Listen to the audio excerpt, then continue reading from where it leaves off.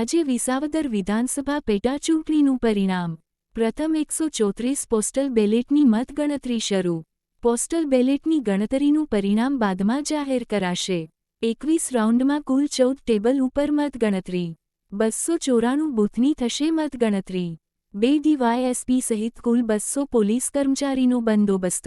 કુલ 2,60,000 મતદારોમાંથી 1,48,546 મતદારોએ કર્યું છે મતદાન.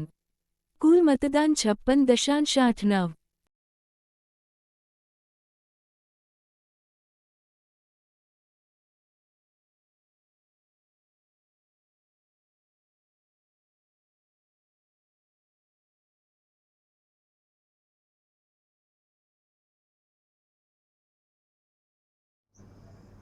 સત્યાસી વિસાવદર વિધાનસભાની ચૂંટણીનું આજે પરિણામ છે. ત્યારે આપણે અહીંયા જોઈ શકીએ છીએ જૂનાગઢ કૃષિ યુનિવર્સિટી ખાતે આ દરેક પરિણામમાં અહીંયા આપવામાં આવતા હોય છે. વિસાવદર વિધાનસભા પેટા ચૂંટણી અંતર્ગત આજે મતગણતરી છે. ત્યારે હવે જોવાનું એ રહ્યું કે કોણ બાજી મારી જાય છે, ભાજપ, કોંગ્રેસ કે આપ.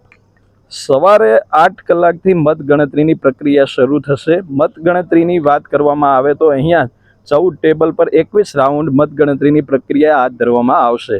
વિસાવદર વિધાનસભા પેટા ચૂંટણી 294 બૂથ આવેલા જિલ્લા ચૂંટણી અધિકારી અનિલકુમાર રાણાવસિયા અને માઇક્રો કાઉન્ટિંગ સુપરવાઇઝર સહિતના 60થી વધુ સ્ટાફની હાજરીમાં આ પ્રક્રિયા હાથ ધરવામાં આવશે. રિપોર્ટર યજ્ઞેશ ભટ્ટ, જૂનાગઢ.